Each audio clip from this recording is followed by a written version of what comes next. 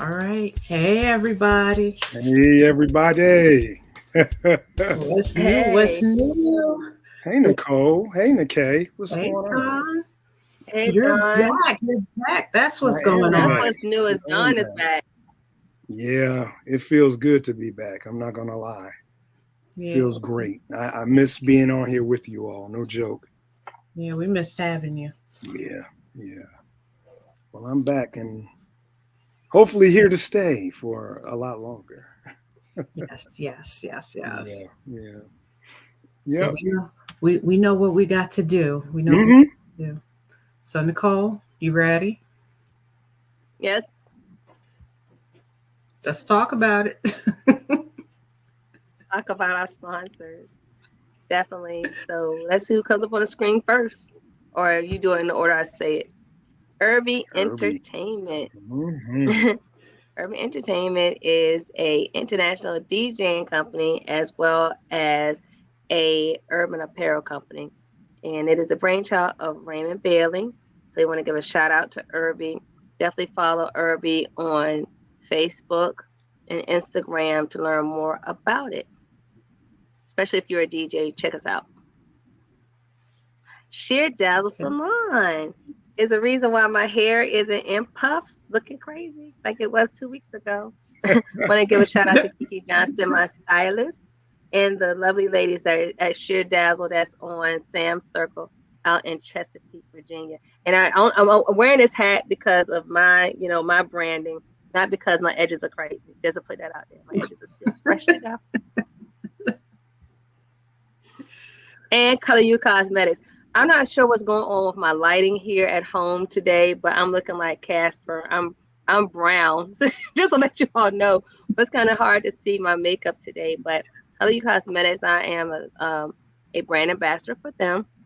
So my face, my look, I credit to them. So if you're interested in the product, definitely check out Karen Stallings of Color You Cosmetics in Norfolk, Virginia, as well as Lithonia, Georgia, and online.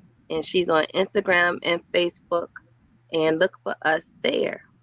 And definitely I am me if you want more information. And we Okay, do have some and snacks this week, but no one else came prepared, so I'm bringing the snacks. I what ate what are you mine already. snacking on? Oh, double good. Now, right now it's really hot when it comes to fundraisers. People are using them to fundraise for sororities, fraternities.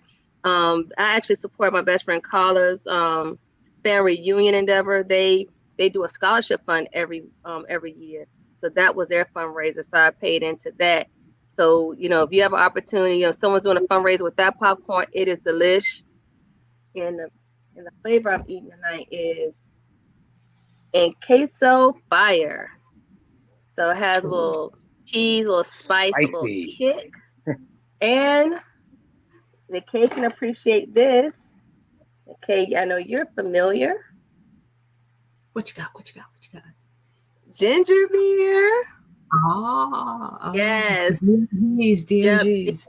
DG ginger beer. Okay. So Bites you in that's the what I have throat. in my cup. That's what I have in my cup. So I have lemon, pineapple, and a little bit of this for kick to sip on while we're doing the show, just to parch, you know, my Quench the throat. I quench, have parch, yeah, quench it. I have some Aldi's orange juice in my vessel. Yeah, That's my all these are unofficial sponsors. We have officials in the front, unofficial in the back. So hopefully they'll right, look out for us and make us official one day. So Aldi's, And look out Costco. for your girls and your boys. right. DG, look out for Costco. us. Double Good and Costco. Once again, if it's not at Costco, you don't need it. That's right. That's right. And we Wow. can't forget the music that you hear at the beginning. Oops, that's the movie we're doing. Where did I put him? Oh, here we go. Here he is. Robert Rice Jr. Yep. There you go. Smoothology.net. Yes, yes, yes, yes. Yes. And so now to the movie that Yes. we are doing today. School Day. School days. Two days. Spike Lee joint. Yep. His second official release. Because he actually had an unofficial release, which was a student film before he did She's Gotta Have It. Okay. And if I remember correctly, it was called Joe's Barbershop. We Cut Heads. Yeah.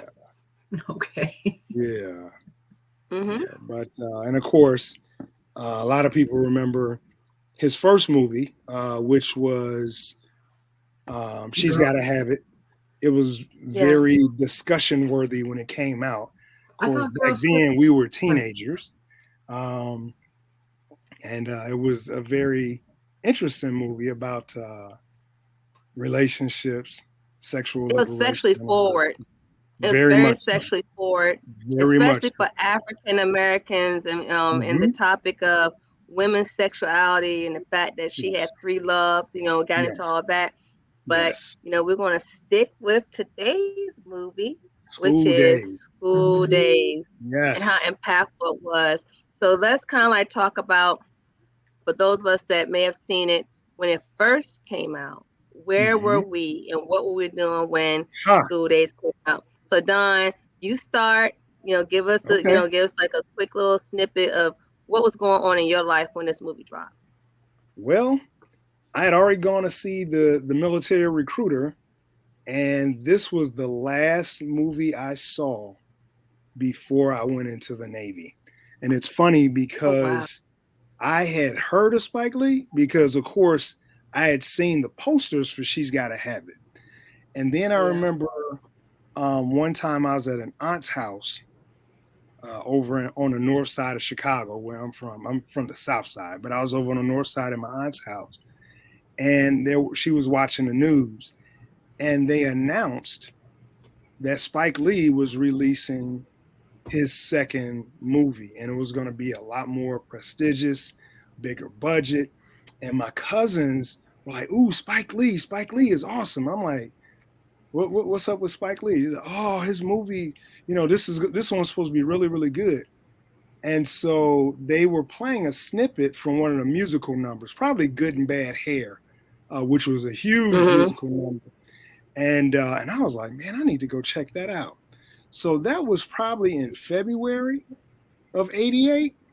And Mm-hmm. then when it came out, I ended up going to see it. And that was probably like the very beginning of March, I'm thinking, that I went to It go see it. was. And I loved it. I remember going out and buying the soundtrack. Matter of fact, I'm trying to think if I don't know if I bought the soundtrack right then and there, but when I got out of boot camp and was going to my first school out of boot camp, you have your little money, you don't really have a lot to do with it. So we went to me and my buddy went to the Navy Exchange. And when we got there, I'm looking through all the stuff, all the cassettes, because back then having a Walkman, an off-brand Walkman, even so not even a Sony, probably had like a Sanyo or something like or AWA or something. I ended up buying that on cassette, and I listened to that thing. I loved it. I still love it. I got it on CD now somewhere, but I love the movie and I love the soundtrack. Yeah, wonderful experience with both. Well, for me, when it came out in '88, I was in middle school. I see what Nicole's doing, but And go ahead.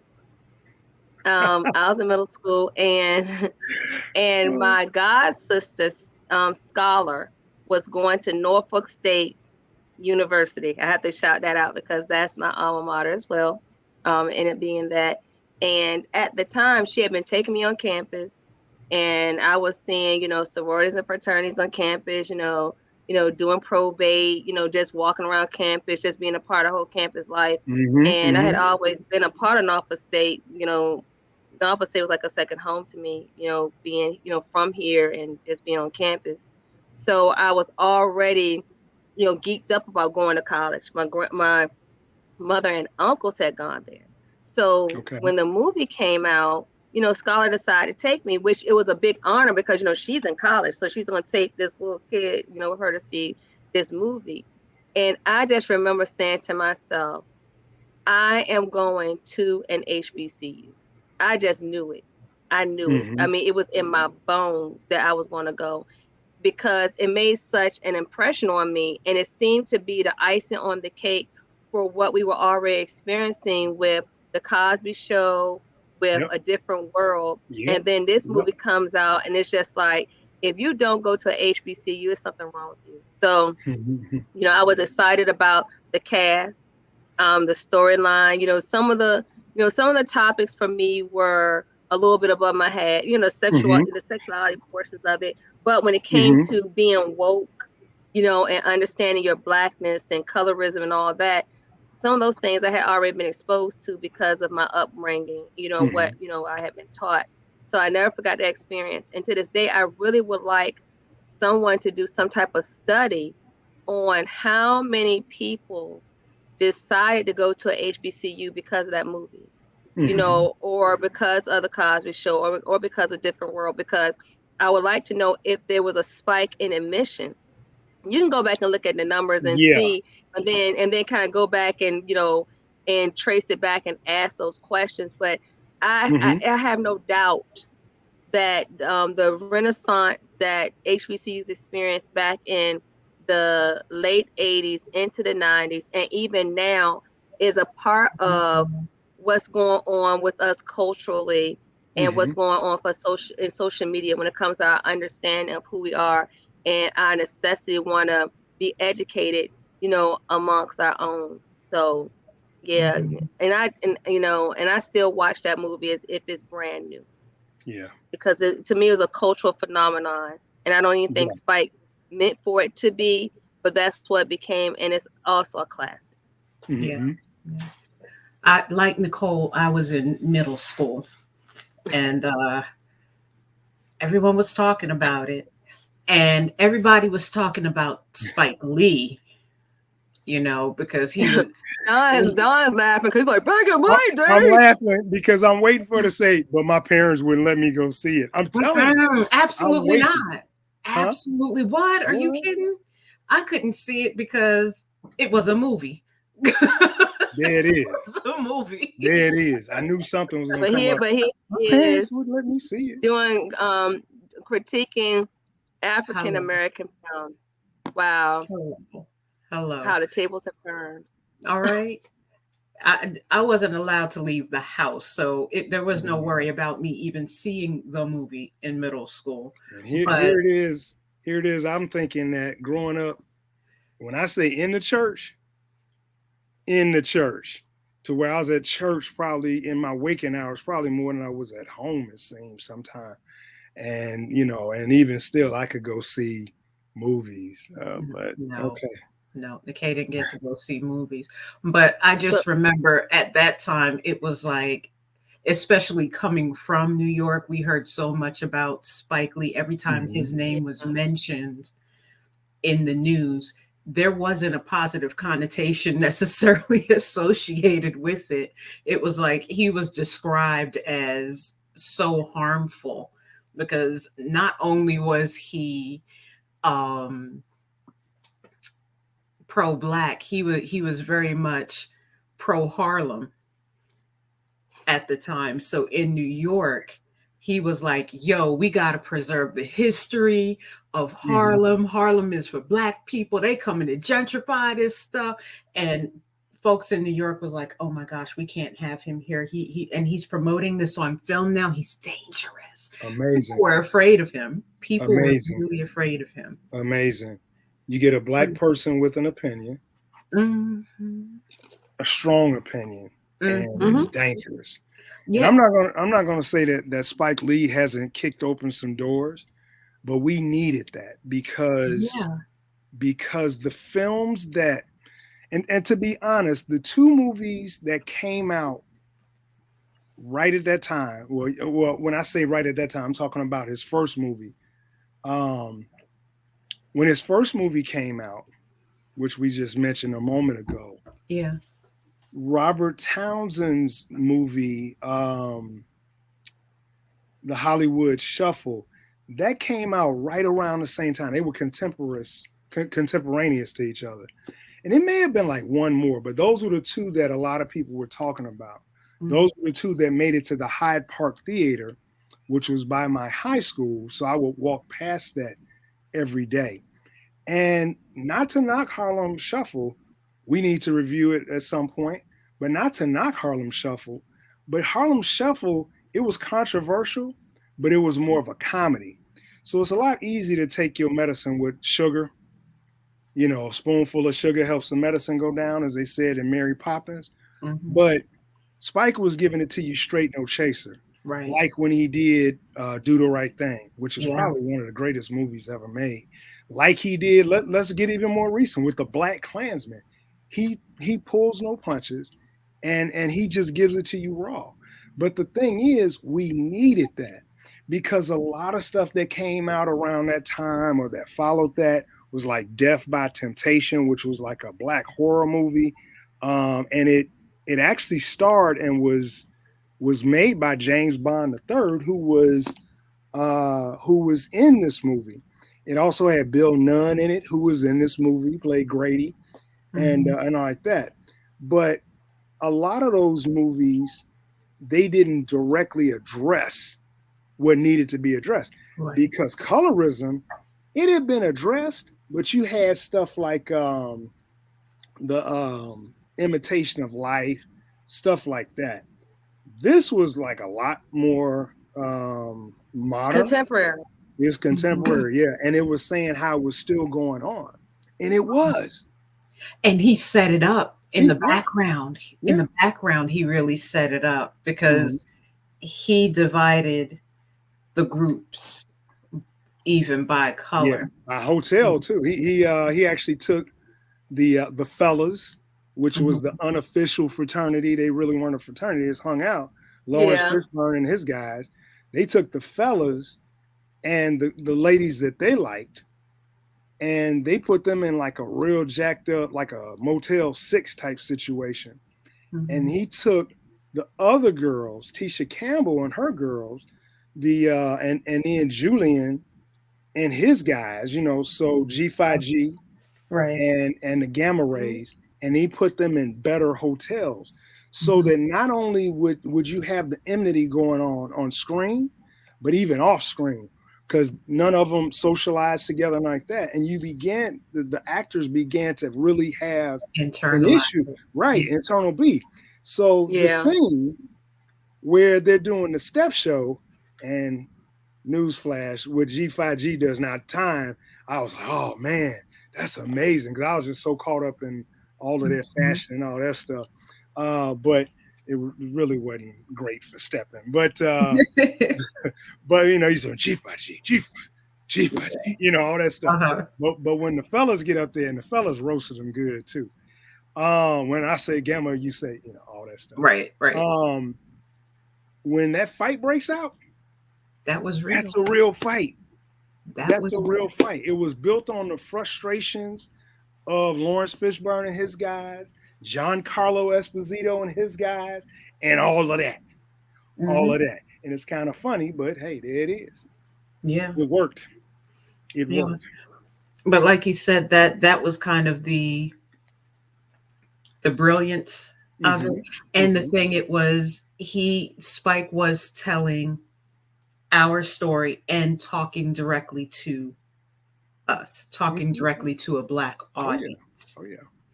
And I don't know, I'm not going to say it was never done before, but it wasn't done so directly necessarily. I don't think it's been done before. He did it, and then I don't think that it had been done from the lens of what it's like on a college campus. You know, when you think about going to college, you know, for those of us that have had the benefit of going, especially staying on campus, the culture of, you know, the different groups that exist there, and the fitting in, and where do you find your home when it comes to people, where do you find your tribe, and then knowing that finding your tribe was linked to the color of your skin potentially, still, it has its own, has its own issues that go along with it. So, you're going to school to be educated, higher ed, to be these people that, you're going to come out with a degree and have this extra level of knowledge and understanding, but you're still dealing with something that's still so basic and primal as my skin is lighter or darker than your skin, and my hair is straighter or kinkier than your hair. Right. And I think that it really touched some nerves with people, because folks had to really look at themselves as to, well, how do I really feel? And you kind of think, this is on the cusp before it was popular to go natural. Braids were coming out, the emergence of braids, being a thing again, because braids were a thing in the in the 60s and into the 70s. Then we kind of like, if you watch, what's the name of that movie about? Was it Good Hair? Yes. Yeah. If you watch Good Hair, it kind of it kind of goes to the history of what happens, what's happened with African American hair. So then you go through this thing in the 80s where everyone was doing the Anita Baker, the shortcut, or the hair was relaxed, and we're getting from the straightening comb and getting the creamy crack and all of that, and everyone's hair was very, very uniform. We hadn't really gotten into weave that much. Weave was for people that could really, really afford it, getting your tracks and and things like that. You may have a person or two wearing a wig, but pretty much everyone was either cutting their hair short and they're wearing it relaxed. So then you have these girls who are coming out with their hair all over their heads. You're like, whoa. You have to really ask yourself, well, is that a symbol of beauty for you? Was that a symbol of beauty at the time in the late 80s or 90s? And it wasn't. It was not a standard. Now it's become a standard. But when you look back on it, it's like, he really put that on the forefront, when it came to there being a big difference, and you could clearly differentiate between those that had the silky hair and those that had the kinks. So, and all the peer pressure went along with that, because some of the stuff that Tisha Campbell did wow. And even down to, the classism of it all, because when they went into the Kentucky Fried Chicken, again, the issue of the hair came up, and then the classism. Oh, you think you're better than us because you college guys, and blah blah blah. And it's like he touched on so many different layers. He did. He did. And if you want to talk about the classism part of it, if it's interesting, because you don't get a sense of that unless you're in a college town. And there's certain cities that, the college is like, boom, right in the middle of everything. It's the big business or whatever in that city. So you always have people that are local that, for whatever reason, either life choices, circumstances, can never be a part of that. And they see these people kind of walking around, going to school, and live, and what they perceive living their best life. And they have some type of envy or jealousy towards that, and think that, and to a certain extent, some people may walk around think they're better. They may look at the, the locals as, they're poor, they broke. What do they know? I came from Connecticut, or I came from Florida, and I'm so much better than what's going on around here. I'm only here because I'm going to school. I'm a legacy. School makes me better. Yeah, I'm a legacy. So when he said it, they were kind of taken aback, because that's not how they felt. But it doesn't matter what you're projecting. This is what this is their experience. This is the lens they're looking out of. You all come here, you take our jobs, you think you walk around like you're better, and then you leave town, and another study you all come back through. So it's an ever-ending cycle, and we're still the same. The poverty is still the same. The inequality is still the same. I can't have the things you all have. So he did a really good job, to me, of not sticking with one thing for too long, but like kind of like just having a good balance of, I'm gonna touch on this just long enough for you to get a sense of it, come back off of it, and then go on to something else, come back off of it, and kept the movie flowing that way. Yep. And even from, the president and the dean of the school. And when I tell you that all they did was take bits and pieces of every president of every HBCU. Yeah. Because we have two here in our area, that are prominent. And when I tell you there were a mixture of the two at the time, I was like, oh. I was like, did he call these people and ask them, get some advice on, give me some tips on how to be a HBCU president? Because he had it down pat. Really down pat.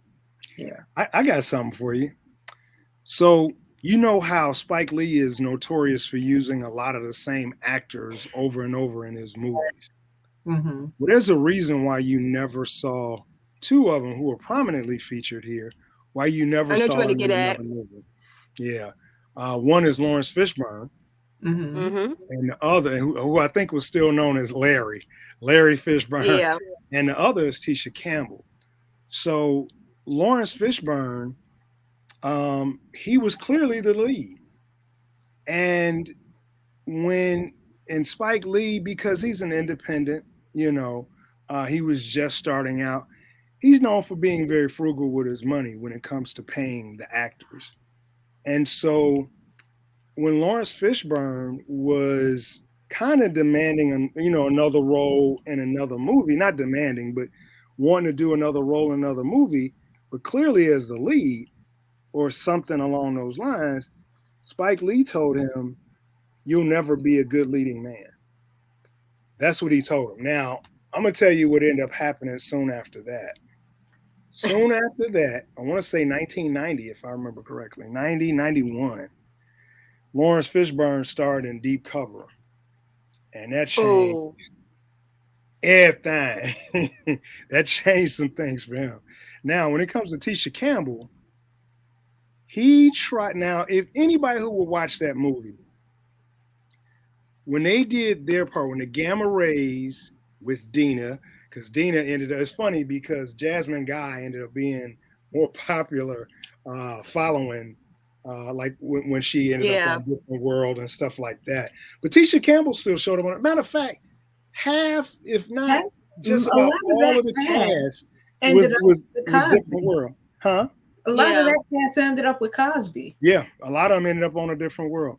Either in guest appearances or as permanent party on there.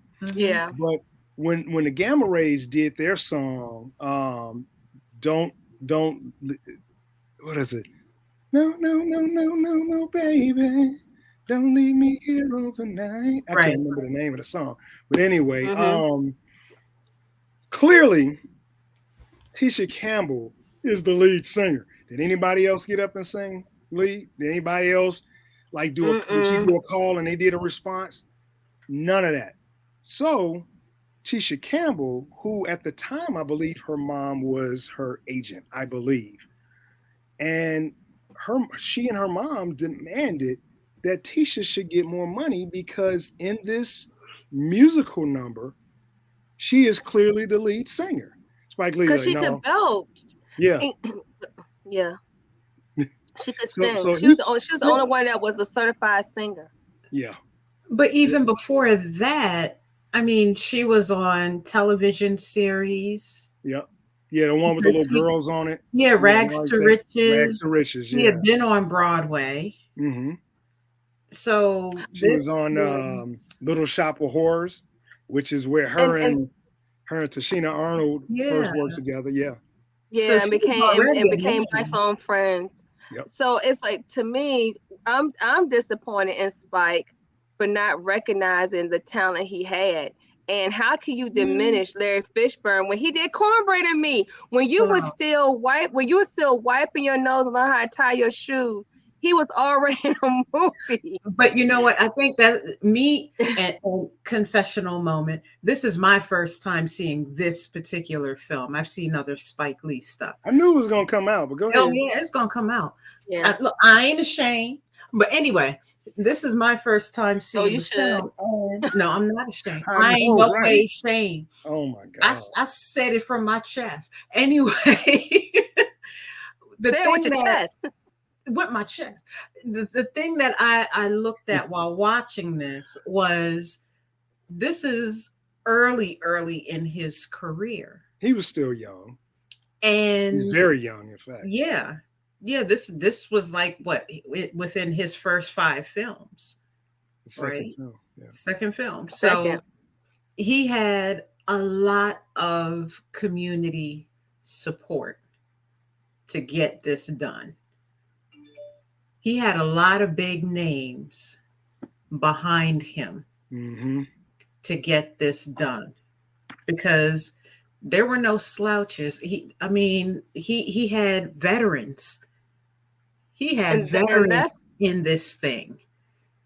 And that's the point that's disappointing me as to how he carried Tisha and Lawrence Fishburne, because it's like he didn't recognize it, and then it's like karma does what it does, and the cream rises to the top.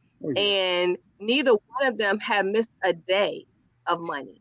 Neither one of them. Not at all. I mean, they immediately went off into roles. And there's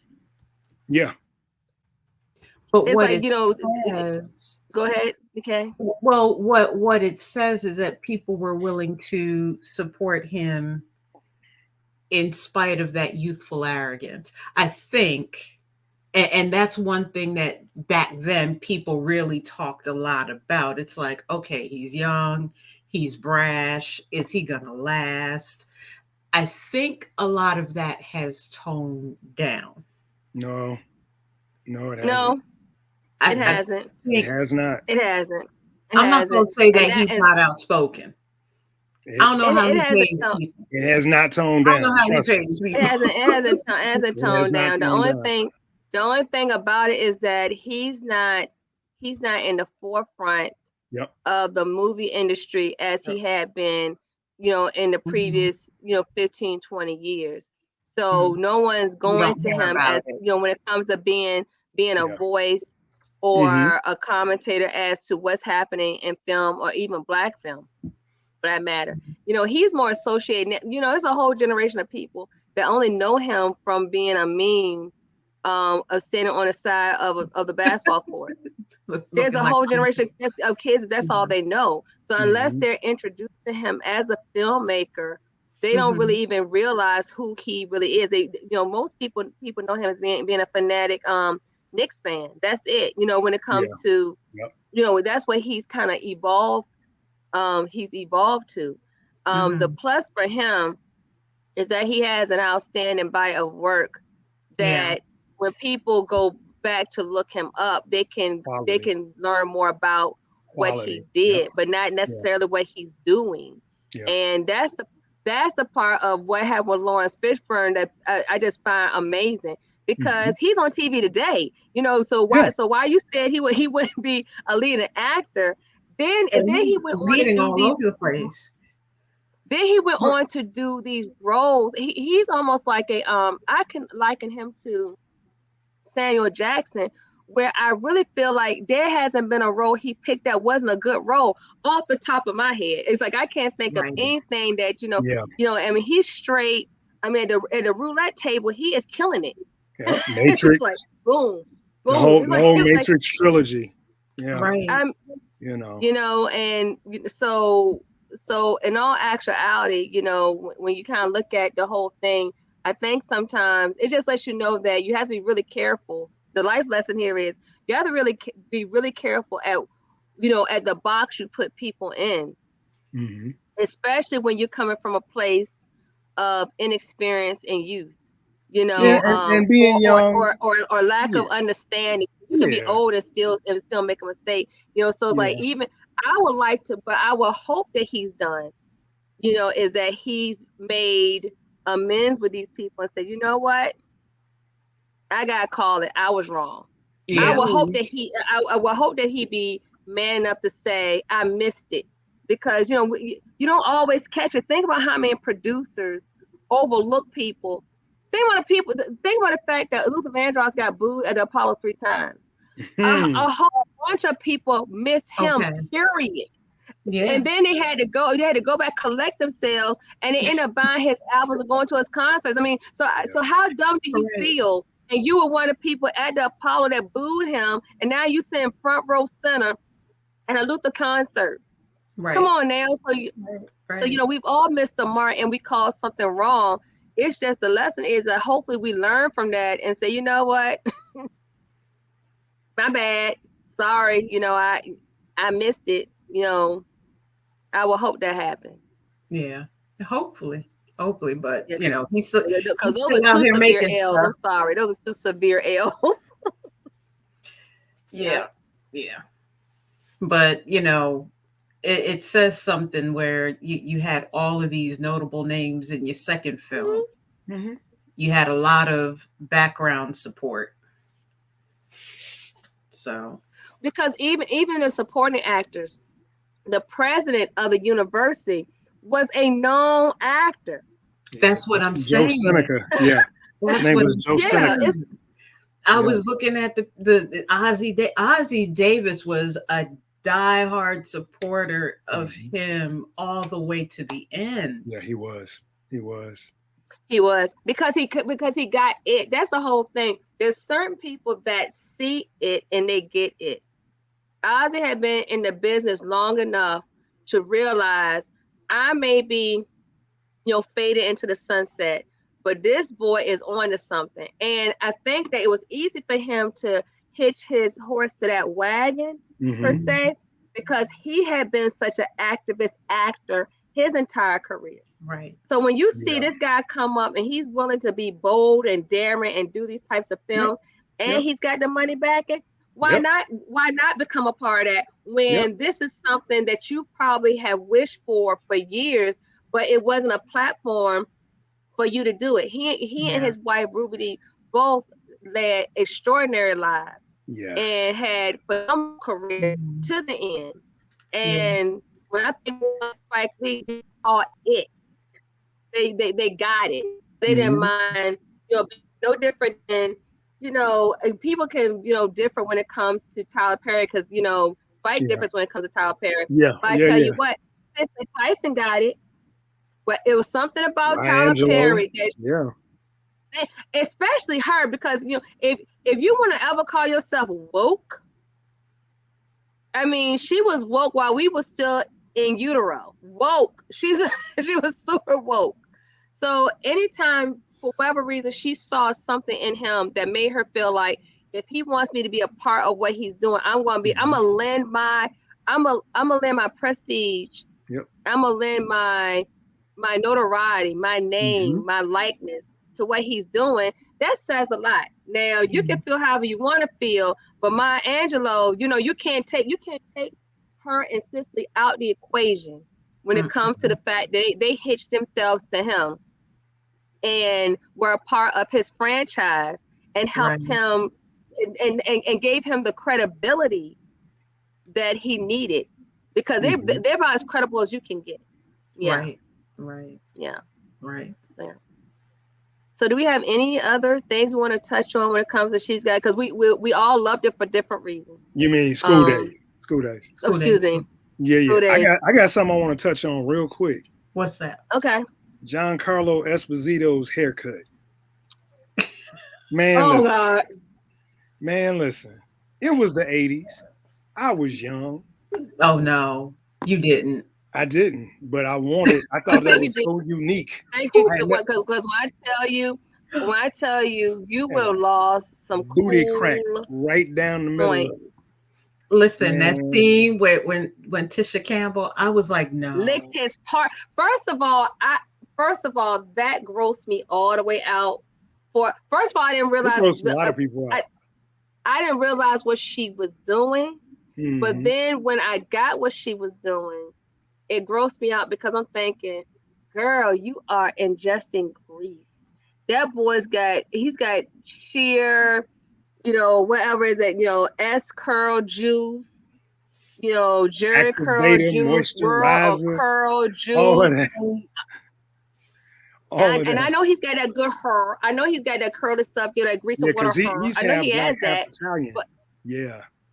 So I know his stuff. Whatever he's using to hold that together. It was I thought, grease. He slicked that yeah, down with probably with Vaseline. I mean, because I doubt he didn't need no real product. The rest of us out here getting Carol's daughter, getting all this other stuff to make our hair do what it do. That boy had to work hard, but the fact that she did that, yeah, on the hook, I'm and sitting then there like, left her for Dina. but I'm Left sitting her here for Dina like, at the end. no, but I'm he like, set her up. But see, he Oh, he set set her her up. up, Yeah, and he set her up. Yeah. but he knew how gullible and how down for the whole image of G5G she was, and that's the sad part, is that it just let him and her know Yeah. how much she was willing to sell herself out just to be a part of something. She Mhm. lost herself. Yeah, And she then look did. who she got with. I'm like, okay, if you want to put me out there, if you're gonna put me out there, at least let it not be with. No, I can't believe she let it go down that way. First of all, she should never. It doesn't matter. But at least not him. I'm sorry. I was disappointed. Howling, just like he wasn't. wow. No, he wasn't. He got his part lit. Yeah. And then walked around and bragged about it. I was like, oh, he's like the worst type of. Yeah. Oof. He was like, I'll come back and tell you about it. It's like, oh, dang. Yeah. Half pint.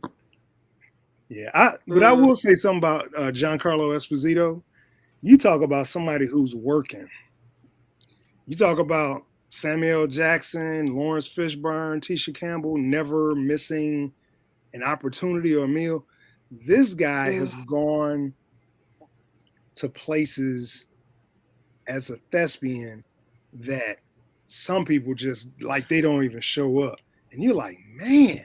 And this guy, I mean, he's somewhere everywhere. From Gus Fring in Breaking Bad, which was an awesome career-defining role, to there's a TV show out now called The Boys.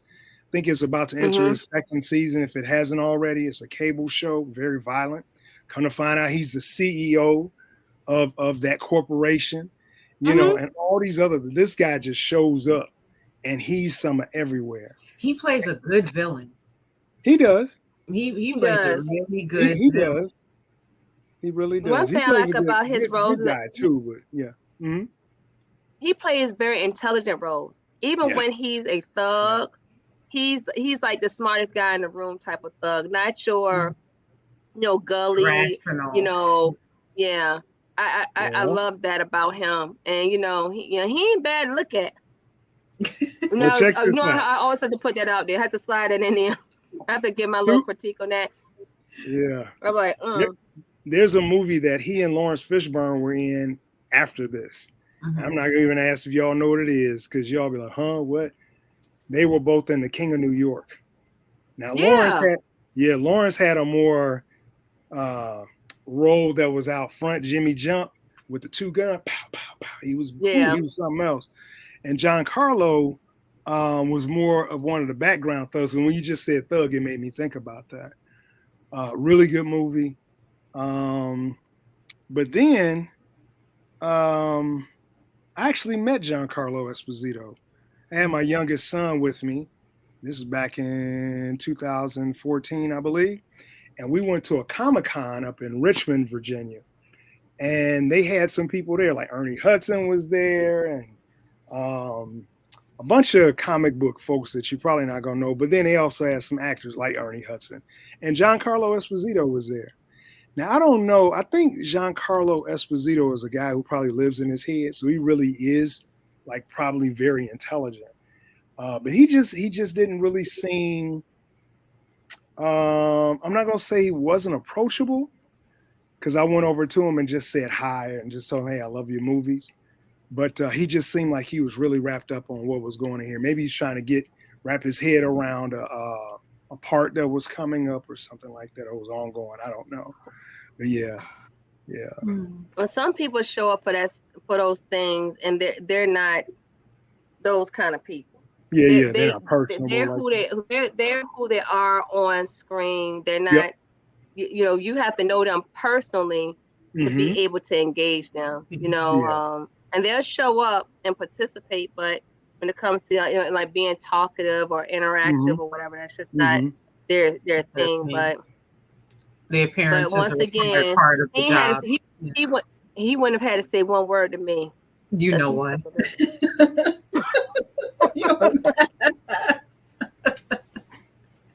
Baby, you just stand over there and you just be pretty. That's why God would never give me a husband like that. Because that's like God telling you, you just like, stand there and you just be pretty. Did I tell you to talk? You be pretty. That's your role. Let me just look upon you. Was he pretty when he played Bugging Out and Do the Right Thing? Oh, God. They had him looking like Bugging Out too. And it was funny because it was his choice to have those glasses. And I want to say he had to wear contacts to reverse the effects of the lenses. Wow. When he was in Do the Right Thing. Yeah. Wow. Yeah. Yeah. Crazy. Bugging Out. So we kind of deconstructed this one, you know, and if you haven't had an opportunity to see it, please see it. It's definitely a classic. See it. You know, and if you're on the fence about going to a HBCU, this will get you converted. It'll be like a hallelujah, thank you, Jesus, salvation moment. You'll be running to your nearest HBCU to apply. And that's one thing I think that what HBCUs probably should have done is had tables in the lobby of the movie theaters when this movie dropped. They should have. And I tell you, they would have. Yep. Had they known. They need to do a re-release of it. I think that I know it's probably already. I think it's already hit the 30 year mark. Yeah, it's over 30 years. Yeah, 88. Yeah, so it's one of those things that they need to go ahead and do something with that. And I'm thinking about how Deion Sanders, who of course we know him as being, a Hall of Fame football player, is now coaching a HBCU, and he's getting more of his colleagues to do the same. Okay. And they're trying to come up with their own, their own. I can't think of the wording for it. It's almost like MEAC and STAC, or whatever. Yeah, they're trying to come up with, so they're really trying to make sports for HBCUs to stand out, and of course the academics, they care about the academics, but they're going by way through sports. With everything they're trying to do to re-release it now, with so many people looking to consider it, I just think it'll be another renaissance. It seems like every 30 years we go through these phases of getting back to going to schools that were formulated to address us. And I'm not knocking any other university, but if you ever attended one, then it's a different feel. Yeah. Well, because I've attended both kind.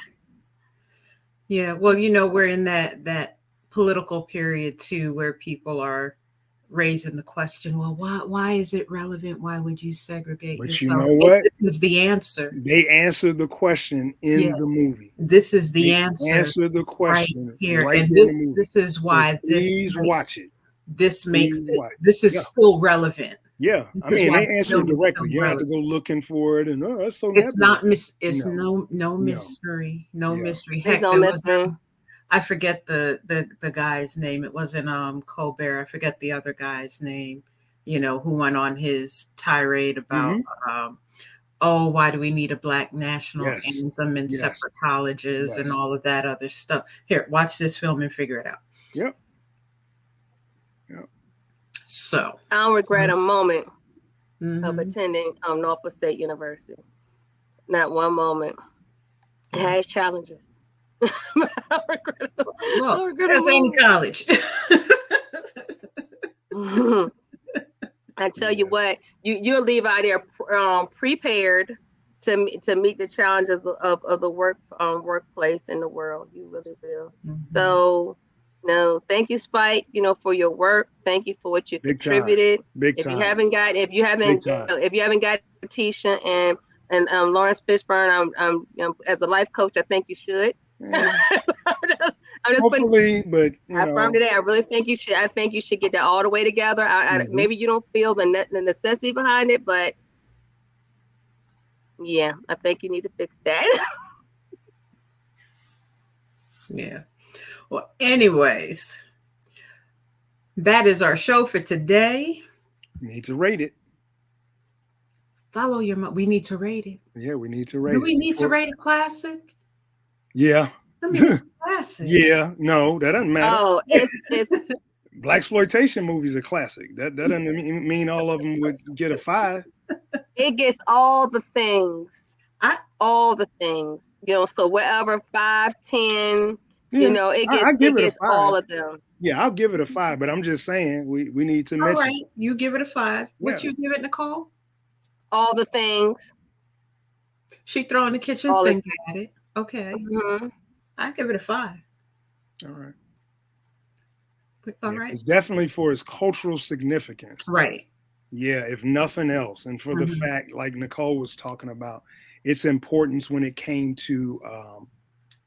comes down to Black education, continuing education, the importance of it. Yeah. And then that soundtrack is just kick butt, man. It is. Absolutely. And the fact, we didn't get a chance to mention, that's a whole separate thing. The musical acts he had in that movie. Doing the butt. EU, I mean, you can't knock that. Fortunate for us, EU. Yeah. Fortunate for us, EU is still around, and anytime go-go has become the DC's anthem. Soundtrack. That's DC soundtrack. Genre. It's a genre. That lets you know how significant even him having it in that movie was. Right. Some people had never even heard go-go until this movie came out. When this came out, I had never heard of go-go. Because it's regional is all get out. It's like there's certain forms that are regional. That's just like Baltimore has their own thing. It's like so many beats per minute. I can't think of the name of it, but people dance to it. It's like there's certain things that Chicago. You all have the step in music and all that. So some people, when it comes to movies, they don't know this stuff exists until they're introduced. But yeah. 5. He gets all the things because Spike did a lot with this film. He did. Yeah, he did. Absolutely. Well, you got to follow your moderators, people. You got to follow Nikkei. On all her platforms. Nikkei writes WordPress.com. But she does write, and her name is actually pronounced Nikkei. I know you all want to call it Nike because you're so used to the shoe, but hey, it's Nikkei. And don't get it twisted. Do not. Please do not. Yeah. I can get it twisted because she and I fight, but that's okay. And then you got to make sure you follow Don. All right, Don. I forgot the book. And my brain. I saw that on one of the last things you all did. Yeah. And here's the crazy thing. You were like the trilogy. It's the trilogy. The trilogy. And here's the crazy thing. I live within the Brandywine Valley. And that's exactly. Yeah. And could not remember the title of the book, the Brandywine Trilogies. Brandywine, the Chicago Trilogy. Yes. And for people who are asking, for the umpteenth time, the trilogy takes place within one book. One book. Not meaning that's going to be like, it's not saying that there aren't going to be any follow-on novels. It's not saying that it's only going to be 3 novels, but there are 3 prominent parts to that book, and that's why it's called the Chicago Trilogy. Yeah, because people ask me that all the time, and with a character as strong as Brandywine, you can expect lots of stories and novels and everything to come out of him. So based on him, starring him, featuring him. So yeah, I love the character. I've been working on the follow-up for it for a while and restarted it because it didn't start off right. There was a lot of other stuff. I actually did a lot of the writing when I was overseas and all like that, but got a lot of work to do on that one. Yeah. And that's going to be a movie someday. That's going to be. I received that. Just so y'all know. I received that. Yeah, the brand Nicole. Chicago trilogy. Nicole to Candace. And that's how you spell her name. Yeah. Make sure y'all spell it right. Nicole to Candace.com. Don't dishonor my ancestors by spelling it incorrectly. That's a family name. Don't dishonor them, please don't. Don't do it. All right. And don't forget to like, share, subscribe. Yes.